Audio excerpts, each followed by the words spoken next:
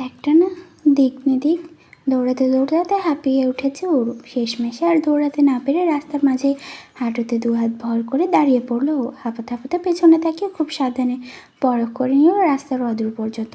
না, দু একটা চলন্ত গাড়ি ছাড়া আর কিছুই দেখা যাচ্ছে না। হাঁপাতে হাঁপাতে ওরু ভাবছে, তার মানে এই যাত্রায় প্রাণে বেঁচে গিয়েছি। ঠিক তখনই ওর খুব কাছ থেকে ভেসে এলো একটা অচেনা অপ্রতিকর কণ্ঠস্বর। যে কেসো baby girl, I caught you. আচমকা এমন একটা ভয়ানক আওয়াজ শুনে চমকে ওঠে। সামনে তাকালো অরু, দেখলো তখনকার লোকটা ওর সামনে। কিছু বদলায়নি, আগের মতোই বৃষ্টির চাউনিতে ওর পানে তাকিয়ে আছে সে।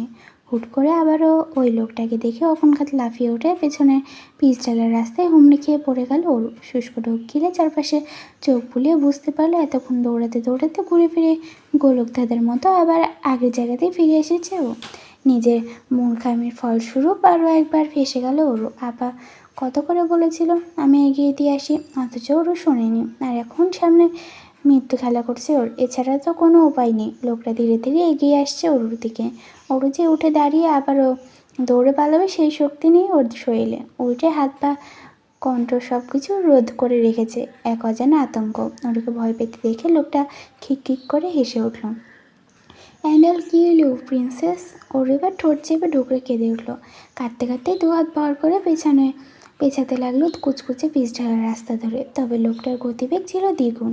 সে এতক্ষণ ওর খুব কাছে এসে দাঁড়িয়ে পড়েছে, মাথাটা এদিক ওদিক কাত করে ঘাড় ফুটিয়ে তীব্র আক্রোশে উদ্যত হয়েছে ওরুকে ছুরিঘাত করার জন্য। লোকটার পরবর্তী পদক্ষেপের কথা ভেবেই ওরু চোখ দুটো খিচে বন্ধ করে ফেলল। এই মুহূর্তে প্রিয়জনের মুখগুলো ভাসছে ওর মানসপটে। মা আবার তো কেউ নেই, অথচ মানসপট জুড়ে দুটো নয় বরং তিনটে মুখ ভেসে উঠছে।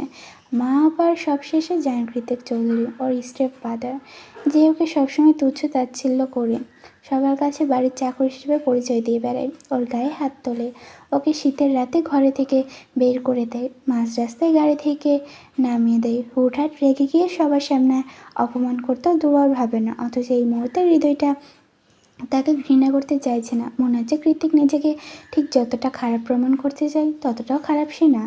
নয়তো তিতে হয়ে যাওয়া হৃদয়টা তাকেই কেন স্মরণ করছে বারবার, তাও এমন একটা মুহূর্তে। ক্ষণিকের জন্য হলেও মনে হচ্ছে আজ কৃতিক থাকলে ওকে এতটা বিপদে পড়তে হতো না। কোনো না কোনোভাবে ঠিক বাঁচিয়ে নিত সে। ওর সে কখন থেকে আজগুবি চিনতে বিভোর, অথচ লোকটা ওকে আঘাত না করে চুপচাপ দাঁড়িয়েছে। তা কী করে হয়? কপালের ওপর তরল জাতীয় কিছু অনুভব হতেই ভাবনার সুতো ছিঁড়ে যায় ওরু। জিনিসটা কি দেখার জন্য হাত দিয়ে কপালটি স্পর্শ করে চোখের সামনে এনে ধীরে ধীরে চোখ খুলল। দেখলো ওর হাত ভর্তি তরতাজা রক্ত। তাহলে কি লোকটা ওকে আঘাত করেছে? কই ব্যথা লাগলো না তো। নাকি ইতিমধ্যে ইহলোক ত্যাগ করেছে ওরু? ব্যাপারটা ঠিকভাবে আন্দাজ করার জন্য আচমকা মাথা তুলে চাইলো ওরু। আর যা দেখলো তাতে ওর দম আটকে যাওয়ার উপক্রম হলো। বিশ্বাস করতেও খানিকক্ষণ কষ্ট হলো, কিন্তু চোখের সামনে ঘটতে থাকা ঘটনা তো আর মিথ্যা হতে পারে না। তাই চোখে কয়েকবার পলক ছেড়ে আবারও খেয়াল করে তাকালো। দেখলো এই ধারালো ছুরিটাকে নিজাতে মুঠিবদ্ধ করে রেখেছে কৃতিক। এত জোরেই সেটাকে চেপে ধরেছে যে কৃতিকের হাত কেটে টুপ টুপ করে রক্ত ওরুর কপালে আর নাক বেয়ে চুবিয়ে চুবিয়ে পড়ছে। কারণ ওই লোকটা কৃতিকের মধ্যেখানে বসে আছে ওরু। ক্ষণিকের মধ্যে কৃতিকের ঝরে পড়া রক্তে ওরুর জামা কাপড় রক্ত রঞ্জিত হয়ে উঠেছে। তবুও ছুরি কিংবা ওই মুখ ঢাকা ছদ্মবেশী লোকটাকে কিছুতেই ছাড়ছে না কৃতিক।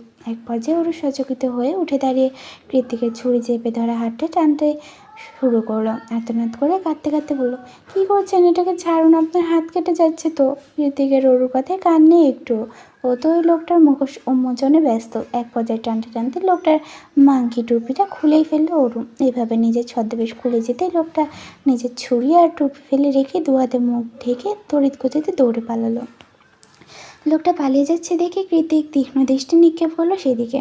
মনে হচ্ছে ও আজ লোকটাকে ধরেই ছাড়বে, কিন্তু সেসব চিন্তার রীতি ঘটিয়ে ওর হাত টেনে ধরে কাঁপা কাঁপা কণ্ঠে বলল, আমার ভয় করছে, যাবেন না দয়া করে। কৃতিকের পূর্ণ দৃষ্টি এবার ওর দিকে চলে গেল।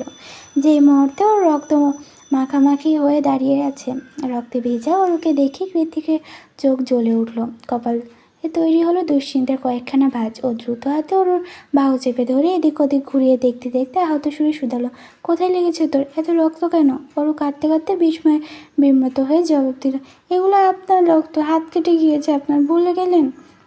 অরুর কথায় কৃতিক স্বস্তির নিঃশ্বাস ছেড়ে ওকে হুট করে বুকে চেপে ধরে বলল, ও থ্যাঙ্কস গড। এবার আর ওরও দূর থেকে নয়, কৃতিকের শরীরে স্যান্ডালউড পারফিউমের মারাত্মক পুরুষালী গন্ধটা খুব কাছ থেকে এসে সুরসুরে দিল ওর নাকে। তবেও আপাতত এসব কিছু ভাববার মতো মানসিক অবস্থায় নেই। তাই কৃতিকের বাহুতে আগলে ধরাটা নিতান্তই স্বাভাবিক আর আন্তরিকতার চোখে দেখলো অরু। অরুকে পাঠিয়ে দিয়ে সারাদিন হসপিটালেই ছিল অনু। আজ আর পার্ট টাইমে যাওয়া হয়নি ওর। খুব শীঘ্রই অপারেশন হবে মায়ের। অনুর জন্য এই মুহূর্তে হসপিটালে থাকাটা খুব জরুরি। তাই অনু ভেবেছে পার্ট টাইম থেকে কয়েকদিনের ছুটি নিয়ে পুরো সময়টা হসপিটালে কাটাবে ও। এখন সন্ধ্যা রাত অনু কেবলই হসপিটাল থেকে বেরিয়েছে। সারাদিন কিছু না খাওয়ার দরুন শরীরটা বড্ড ক্লান্ত লাগছে ওর।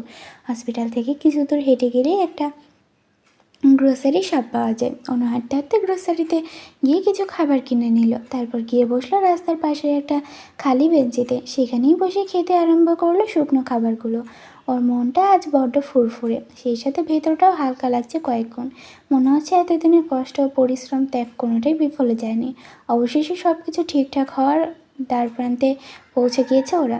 হাতে থাকা বাবুলটিতে একটা লম্বা সিপ টেনে মুচকে এসে অনু আনমনে বলে ওঠে, আপনাকে খুব মিস করছি প্রত্যয় সাহেব। তারপর আবার একটা লম্বা সিপ। তবে এবার অনু চায়ের সিপ নিয়েছে ঠিকই, কিন্তু সেটা আর গলা থেকে নামাতে পারল না। তার আগে ওর দৃষ্টিগত হলো অনাকাঙ্ক্ষিত এক দৃশ্য। গ্রোসারি শপের সামনে প্রত্যয় একটা মেয়ের সাথে দাঁড়িয়েছে। ওর হাতেও দুটো বাবুর্চি এর জার। মেয়েটার ভাবভঙ্গিমা এমন যেন এখনই লাফ দিয়ে কোলে উঠে পড়বে প্রত্যয়ের। খুব অনু বড্ড আত্মসম্মানে এক নজর দেখেছে বলে সারাক্ষণ হ্যাংয়ের মতো তাকিয়ে তাদের কাণ্ডকারখানা দেখবে এতটাও নির্লজ্জ মেয়েও নয়। তাই প্রত্যয়ের চোখ এদিকে আসার আগে অনু হাঁটা দেয় উল্টো পথে। হাঁটার সময় রাস্তার পাশে ডাস্টবিনে ছুঁড়ে মারা হাতে থাকা বাবুলটি ভর্তি জারটাকে অনুর হাতে এটা বাড়াবাড়ি হয়। এটাই ওর আত্মসম্মান, যা ও খুব সহজে খেলার জন্য কারো হাতে তুলে দেবে না। যদিও প্রত্যেকে সেটা তুলে দেওয়ার জন্য ব্যতিব্যস্ত হয়ে উঠেছিল হৃদয়টা, তবে এখন মনে হচ্ছে সেটা নিতান্তই ভুল সিদ্ধান্ত হতো। অন্যান্য দিনের মতো আজও হররুমের কাউচে বসে নিজের ক্ষত সারাতে বসেছে কৃতিক। তখন ওরও খেয়াল করেনি কৃতিক আগে থেকে আহত ছিল। ওর দুপা কপালের কিছুটা অংশ সবখানে রক্তাক্ত ক্ষত ছিল। সেই সাথে বাইক আর লেদার জ্যাকেটটাও ছিল ছেঁড়া। জামা কাপড় পাল্টে নিজেকে পরিষ্কার করে মাত্রই নিচে এসেছে অরু। আপা বাড়িতে ফেরেনি। বিকেলের ঘটনার পর থেকেই ভেতরে অজানা আতঙ্কটা যেন জেগে বসেছে দ্বিগুণ হারে। রুমের মধ্যে একা একা থাকতে কেমন যেন গা ছমছম করছে ওর। তাই তো রুমের কাজ সেরে দ্রুত নিচে নেমে এসেছে ওরও। কৃতিক আজও ফার্স্ট এড নিয়ে বসে আছে, তবে ওর মুখ ভঙ্গিমা কেমন যেন অন্যরকম। নিজের শরীরের এত এত ক্ষত চেয়ে কোনোরকম খেয়াল নেই ওর। মনে হচ্ছে কোনো কিছু নিয়ে গভীর চিন্তায় ডুবে আছে কৃতিক। অরু সেদিনের মতো করে কৃতিকের কাছে এগিয়ে গিয়ে আগ বাড়িয়ে বলল, দিন, আমি ট্রিট করে দিচ্ছি। হঠাৎ অরুর আওয়াজে ধ্যান ভাঙে কৃতিকের। ও বিরক্ত হয়ে বলে, তুই পারবি না, যা তো নিজের কাজ করে গে। ওরও পাত্তা দিল না ওর কথায়। উল্টে গিয়ে বসলো কৃতিকের পায়ের কাছে। মেঝেতে বসে তুলার মধ্যে অ্যান্টিসেপটিক লাগিয়ে কৃতিকের হাঁটুর ওপর চেপে ধরতে চোখ দুটো খিচে বন্ধ করে নিল কৃতিক। তবে মুখ দিয়ে একটা টু শব্দ বের করলো না ও। ওরও বিরক্ত হলো। লোকটার অনুভূতি বলে কিছু নেই নাকি? ও কেন যেন ধূর্ততা অবলম্বন করলো। হুট করে হাতের তুলাটা আরও শক্ত করে চেপে ধরলো কৃতিকের ক্ষতস্থানে। এবারও চুপচাপ নির্বিঘ্নে সে শুধু চোখ বুজে হাসকে স্বরে বলল, আমাকে ব্যথা দিয়ে শান্তি পাস? সঙ্গে সঙ্গে থেমে গেল ওরু। তার মানে কৃতিকেরও ব্যথা লাগে, শুধু মুখে প্রকাশ করে না।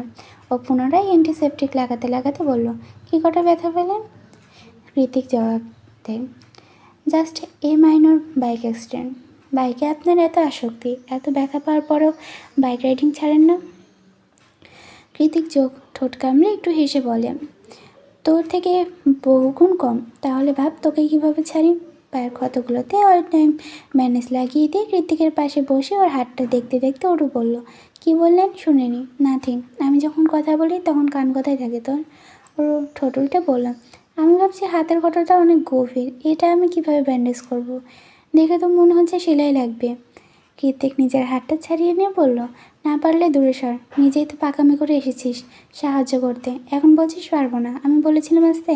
ওর দীর্ঘ নিঃশ্বাস ছেড়ে কৃতিকের হাতটা আবারও টেনে নিয়ে সেখানটায় ব্যথানাশক লাগাতে লাগাতে বলল, আপনি এমন কেন? কেমন আমি ঝগড়ুটে? তিলকে তাল বানিয়ে ফেলেন। আপনার বউয়ের কপালে দুঃখ আছে। ওর কথায় কৃতিকের ঠোঁট বাঁকা হাসিতে প্রশস্ত হয়। তারপর হুট করে চোখ মুখ কুচকে সামনের মনিটরের দিকে দৃষ্টি নিক্ষেপ করে ঋত্বিক বলে, ঠিকই বলেছিস, আমার কথা না শুনে তোর কপালে অনেক দুঃখ আছে। হ্যাঁ সে তো জানি, আপনি কৃতিককুঞ্জের ছোট সাহেব কিনা, দুঃখ তো থাকবেই। আচ্ছা তখন হঠাৎ ছুরিটা চেপে ধরতে গেলেন কেন শুনি? চেপে না ধরলে তো তোর আঘাত লাগতো। ঋত্বিকের হাতের কথাটা অনেক বেশি গভীর। ওর ভেতর ভেতর অনুশোচনা হচ্ছে, ওর জন্যই আজ এমনটা হয়েছে। তাই ও ঋত্বিকের ক্ষত স্থানে হালকা ফু দিয়ে অ্যান্টিসেপটিক লাগাতে লাগাতে নরম সুরে শুধালো, বেশি ব্যথা লাগছে? নিজের শরীরটাকে কাগজের ওপর ছেড়ে দিয়ে ঋত্বিক চোখ বন্ধ করে বলল, এখন কম লাগছে। মাঝরাত চলমান, দিনের আলো শেষ হতেই তাপমাত্রা নেমে গিয়ে চারিদিকে কনকনে শীতল হাওয়া বইছে। অনু আর অরু বোধহয় গভীর ঘুমে আচ্ছন্ন, অথচ ছাদ বারান্দায় এখনও টিমটিমে ফেরি লাইট জ্বলছে। সেখানে গোল হয়ে বসে আছে অর্ণব, সায়র, এলিসা। কৃতিক ওদের থেকে খানিকটা দূরে দাঁড়িয়ে সিগারেটের ধোঁয়া ছাড়তে ব্যস্ত। ওরা সবাই সারা রাত ধরে কিছু একটা পরামর্শ করছে। অর্ণব কোলের উপর ল্যাপটপ নিয়ে এখনও কি যেন করছে। এলিসা দোয়াকারে বসে অর্ণবকে বলল, তুই কবে এসব বন্ধ করবি অর্ণব? অর্ণব ভ্রুকুঞ্চিত করে বলল, বন্ধ করবো মানে? তোর বাবা ঘরে আটকে রেখেছে, ভিডিও প্রুফগুলো পাঠিয়েছে। তুই না গেলে ওরা তোর বাবাকে মেরে ফেলবে। আর তুই ভাবছিস তোকে আমরা ওই রিস্কি জায়গায় একা যেতে দেবো? সায়ের পাশ থেকে বলল, আচ্ছা আমরা পুলিশকে কেন বলছি না? অর্ণব দাঁত কিরমিরে বলল, গর্ধব, পুলিশকে জানালে এলিসাও ফেসে যাবে। তাছাড়া ক্লাবটা ইউএসের নয়, থাইল্যান্ডের।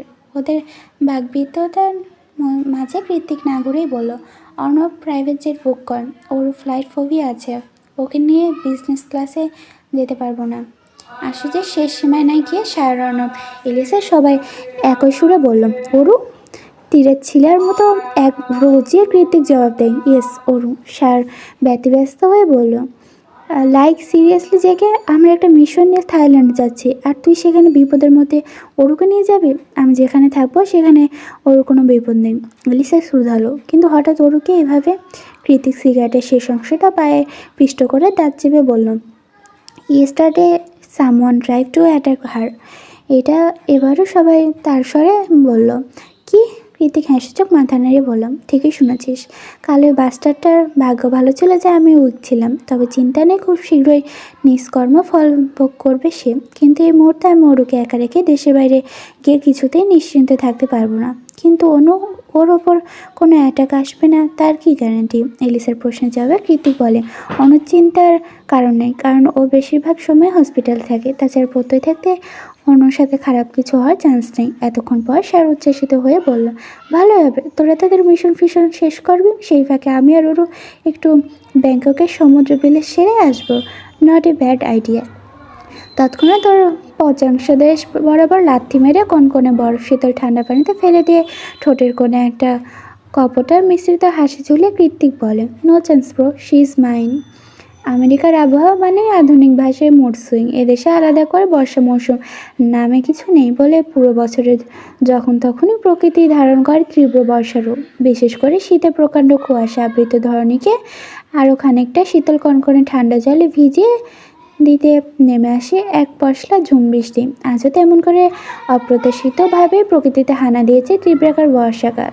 সকাল সকাল তো ভালোই রোদ উঠেছিল, আর এখন দিনের আকাশ মেঘে ঢেকে ঢুকে সন্ধ্যারাতে পরিণত হয়েছে। জানালার কাজগুলি বৃষ্টির ছাট এসে আশ্রয় পড়ছে রুমের মেঝেতে। অন্য হাতের কাজ রেখে দ্রুত এগিয়ে গিয়ে জানালার কাজটা পুরোপুরি টেনে দিল। এখন ঠান্ডাও কম লাগছে খানিকটা। সেই কখন থেকে অনুর ডাকাডাকির ফলস্বরূপ এতক্ষণে উঠে গিয়ে রোবটের মতো সকালের কাজগুলো সেরে নিল অরু। খানিক বাদে ফোলা ফোলা চোখ নিয়ে ওয়াশরুম থেকে বেরিয়ে এসে ঘ্যান ঘ্যান করে অনুকে উদ্দেশ্য করে বলতে বলতে লাগলো, কি দরকার আপা? আমি যেতে চাই না অন্যদের সাথে। তুই কেন অযথা জামা কাপড় গোছাচ্ছিস? ওর জামা কাপড়গুলো গুছিয়ে সযত্নে ট্রলি ব্যাগে রাখতে রাখতে অনু বলে, যেতে চাস না মানে? সারাদিন তো ঘরে মনমরা হয়ে বসে থাকি, ভার্সিটিতেও যাচ্ছিস না কিছুদিন ধরে। আমার তো আর তোকে নিয়ে ঘুরতে যাওয়ার সময় হয় না। তার চেয়ে বরং কৃতিক ভাইয়াদের সাথে ঘুরে মন ভালো হয়ে যাবে। তাছাড়া কৃতিক ভাইয়ের মেয়ে বান্ধবী কি যেন নাম? গরু ঘাড় ঘুরিয়ে জবাব দেয়, এলিসা আপু। হ্যাঁ, উনি তো যে তোকে অনেক আদর করে, তাহলে তোর চিন্তা কিসের? নিজের অলস শরীরটাকে বিছানায় ছেড়ে দিয়ে ওরু বলে, আমি এখন বড় হয়ে গিয়েছি আপা, কারো আদর করা না করা নিয়ে আমার কোনো সমস্যা নেই। অনু সব কিছু ঢুকিয়ে লাগেজের চেইন লাগাতে লাগাতে বলল, তাহলে অযথা যাব না বলে জ্ঞান ঢং করছিস। দেখ ওরু, আগামী কয়েকদিন হসপিটাল অনেক ব্যস্ত থাকবো, আমি ঠিকমতো বাসায় আসতে পারবো কিনা সন্দেহ। তার চেয়ে বরং তুই এক ফাঁকে ঘুরে আয়, এসে দেখবি আমাদের মায়ের অপারেশন সাকসেসফুল। তাছাড়া কৃতিক ভাই তো বলেছে তার ঘুরতেই যাচ্ছে।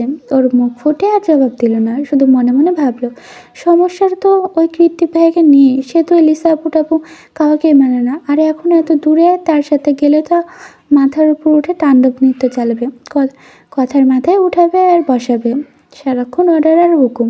এসব আমি একদম নিতে পারছি না। কিরে, কি ভাবছিস? ঘুরে আয়, এতে তোরই লাভ। আমার সুযোগ থাকলে তো আমিও যেতাম। তাছাড়া মা সুস্থ হয়ে গেলে তো আবার আগের মতো জীবন কাটাতে হবে। তুই তো জানিস মা ঘোরাঘুরি একদম পছন্দ করেন না। অন্য কথায় ওর হ্যাঁ সূচক মাথা নেড়ে দু হাতে ওর গলা জড়িয়ে ধরে বলল, তুই বেস্ট আপা। ইস, তুই যদি আমার মা হতি। অনু ওর দু হাতের ওপর নিজের হাত রেখে বলে, হয়েছে, আর তেল দিতে হবে না, এখন দ্রুত রেডি হয়ে নে। কৃত্তিক ভাইয়া ভার্সিটিতে গিয়েছে, সেখান থেকে ফিরে তোকে পিক করে সোজা এয়ারপোর্ট যাবে। কয়েক মুহূর্ত কথা থামিয়ে আবার সচকিত নয়ন অনু বলে, তুই একটা জিনিস খেয়াল করেছিস সরু? কি জিনিস? কৃত্তিক ভাইয়া বোধহয় এত বছর পর অবশেষে আমাদের বোন হিসেবে মেনেই নিয়েছে, নাহলে তোকে সাথে করে ঘুরতে নিয়ে যাওয়ার কথা কেন বলবে? অরুণ নিজ পায়ে স্লিপার পরতে পরতে বলল, সে আমি জানি না, বাদ দে তো ওনার কথা। এই ভালো এই খারাপ, কই কোনো দিন তো বলতে শুনলাম না। ওরও বোন আমার, এদিকায় ওসব করো না, বুঝেছিস? ওরুর কথার পাছে অনু বুক চিরে বেরিয়ে আসে অজানা দীর্ঘশ্বাস। ওরু উঠে গিয়ে জানালা গলিয়ে বাইরের বৃষ্টি ভেজা তকতকে রাস্তায় দৃষ্টি নিক্ষেপ করলো। তৎক্ষণাৎ মনে পড়ে গেল কয়েকদিন আগে ঘটে যাওয়া সেই ভয়ানক গা ছমছমে ঘটনার কথা। সেদিন কৃত্তিক সময় মতো না এলে কী হয়ে যেত? ভাবলে এখনও শরীরের সবকটা লোমকূপ দাঁড়িয়ে যায় অরুর। আচ্ছা, সেদিনের সবটাই কি কৃত্তিকের করুণা ছিল, নাকি অন্য কিছু? অন্যকে করুণা দেখাতে গিয়ে মানুষ কোনোদিনও নিজে আঘাতপ্রাপ্ত হয়? উত্তর জানা নেই অরুর। চোখের সামনে কালো মার্সিডিজটা দেখে অরুর ভাবনার ছুতোতে টান পড়ে। তার মানে কৃত্তিক চলে এসেছে। ওদিকে অরুর এখনও রেডি হয়ে আকাশ পাতাল কল্পনায় বিভোর। আনমনা মেয়ে একটা। খারাপ আবহাওয়া আর ঝুম বৃষ্টির মাঝে ইউএসএ ছেড়ে ওদের প্রাইভেট জেটটা। তবে ভৌগোলিক দূরত্ব বৃদ্ধি পেতেই ধীরে ধীরে আবহাওয়া ঠিক হয়ে গিয়েছে এখন। সেই সন্ধ্যা রাত থেকেই নিজ কেবিনে পরে পরে ঘুমাচ্ছে অরু। এছাড়া অবশ্য করার কিছুই নেই ওর, কারণ চোখ খুলে কেমন মাথা চক্কর দিয়ে ওঠে, পেট থেকে উগড়ে বেরিয়ে আসে সব খাবার। অরুর মতে সবার সামনে বমি করে ভাসিয়ে দিলে নিজের মানসম্মান খোয়ানো যে ঘুমিয়ে থাকে স্নেহ, তাতে যে যা ভাবে ভাবুক। তখন মাঝরাত, আর একটু পরে থাইল্যান্ডের ব্যাংকক শহরে ল্যান্ড করবে ওরা। ওরা সারা রাত ঘুমিয়ে কাটালে ওরা চারজনের একজনও ঘুমায়নি। সবাই মিলে রাত জেগে একটা বড়সড় প্ল্যান করে তৈরি করেছে ওরা। মাঝরাত্রিরে নিজেদের মধ্যে আলোচনা শেষ করে রীতি এসেছে ওরকে এক নজর দেখার জন্য। ওর কেবিনের দরজাটা হাট করে খোলা ছিল, যার ফলে নক করতে হয়নি আর। কৃতিক সোজা ঢুকে গিয়েছে ভেতরে। ওর তখন গভীর ঘুমে আচ্ছন্ন। ড্রিম লাইটের নীল আলোতে আজও সুন্দর লতানো শরীরটা দৃশ্যমান। এলোমেলো হয়ে ঘুমানোর তরুণ পাজামা উঠে আছে হাঁটুর কাছে। মোমের মতো সুন্দর পা দুটোর একটানে নূপুর নেই। কী করে থাকবে? সেটা তো বহু আগে পার্টিতে গিয়ে হারিয়ে ফেলেছে ওরু। পায়ের দিক থেকে চোখ সরিয়ে গিয়ে কৃতিকের দৃষ্টিপথ হলো ওরুর মেয়েদিন দুধে আলতা বর্ণের লতানো পেট। পেটের মাঝখানে সেই কুচকুচে কালো তিলটা দেখলে মনে হবে ওরুর নারীদের সৌন্দর্য বৃদ্ধির জন্যই তার এমন মাঝ বরাবর অবস্থানে। ঘোর লাগা চোখে খানিকক্ষণ ওই তীরটার দিকে এক দৃষ্টে তাকিয়ে নীরবে শুষ্ক ঢোক গেল কৃতিক। কোনো এক অজানা সংযমের কারণে ওর হাত দুটো মুঠিবদ্ধ হয়ে আছে। শীতটা নিয়ন্ত্রিত কেবিনের মধ্যেও ঘেমে যাচ্ছে শরীরটা। কৃতিকের পরনে ছিল ব্ল্যাক টি শার্ট আর ট্রাউজার, হাতে ক্রোডাইলের স্কিনের ব্ল্যাক বেল্ট ঘড়ি। জিভ দিয়ে অধর যুগল ভিজিয়ে এসির পাওয়ার আরও খানিকটা বাড়িয়ে দিল। না, তবুও ঠান্ডা লাগছে না। ওদিকে প্রচণ্ড ঠান্ডা পেয়ে ওরু নড়ে চড়ে আরও খানিকটা গুটিসুটি মেরে শুয়েছে। এবার শুধু পেট নয়, পিঠ দুটোই দৃশ্যমান। উন্মুক্ত ফর্সা পিঠে ছড়িয়ে ছিটিয়ে আছে রেশমের মতো লম্বা চুলগুলো। কৃতিক নিজের অবাধ্য বাসনাগুলোকে বারবার মাথা থেকে দূর করতে চাইছে। মনটাকে রাম ধমক দিয়ে বারবার বলছে, ওর পেটের দিকে নয়, ওর মুখের দিকে তাকা। কি ইনোসেন্ট মায়া মায়া ঘুমন্ত মুখটা, অথচ চোখ দুটো আটকে আছে ধবধবে ফর্সা পেটে। ইচ্ছে করছে সেখানটায় আঙুল দিয়ে ঘুরিয়ে হাজারটা আঁকিবুকি করতে, কিন্তু তা তো সম্ভব নয়। কৃতিক খারাপ রক্তটা বদমেজাজি হতে পারে, তবে ক্যারেক্টারলেস কিংবা মেয়েবাস ছেলে ছিল না কোনো কালেই। ওর হৃদয়ে ওর প্রতি এই অবাধ্য অনুভূতিগুলো কাজ করা নিতান্তই স্বাভাবিক। তবে এসব অদম্য অনুভূতিকে এই মুহূর্তে প্রশ্রয় দেওয়াটা ঠিক হবে না মোটেই। তাই ঘুমন্ত অরুকে কয়েক দফা ঝাড়ি দিয়ে দ্রুত কেবিন ত্যাগ করে কৃতিক। অতঃপর মন সংযোগ অন্যদিকে ঘোরানোর জন্য কেবিনের বাইরে চলে গিয়ে বসে পড়ে ল্যাপটপ নিয়ে। কিন্তু একই ল্যাপটপে একটু আগের দৃশ্য ভাসমান।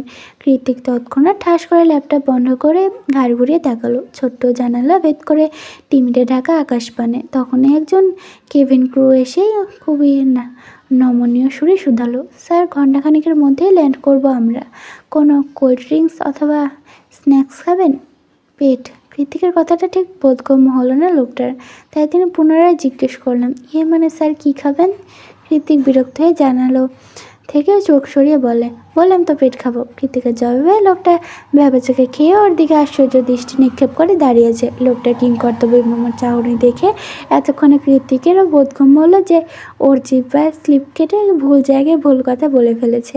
আর এই মুহূর্তে এমন একটা কথা বলে কেমন যেন অস্বস্তি ও হচ্ছে ও নিজের। তাই তাড়াহুড়ো করে বলল, কিছু নেব না, ইউ ক্যান গো। লোকটা বউ করে সম্মান জানিয়ে দ্রুত চলে যেতে কৃতিক দু হাতে নিজের চুল টেনে কটমটি অস্পষ্ট সুরে বলল, তোর জন্য কবে যেন আমি সত্যি সত্যিই পাগল হয়ে যাই ওরু। দুনিয়াতে আর মানুষ পেলে না তোকে আমার স্টেপ সিস্টারই হতে হতো। না পারছি তোকে ধরতে আর না পারছি ছাড়তে। ল্যান্ডিং এরপর আরও ঘণ্টাখানিক গাড়ির পথ অতিক্রম করে ভোর রাতের দিকে হোটেলে এসে পৌঁছালো ওরা 5 জন। এটা হোটেল কম রিসোর্ট বেশি মনে হচ্ছে। পাহাড়ের চূড়ায় অবস্থিত এই রিসোর্টের বিশাল জানালা দিয়ে চাইলে স্পষ্ট চোখে সি বিচ দেখা যায়।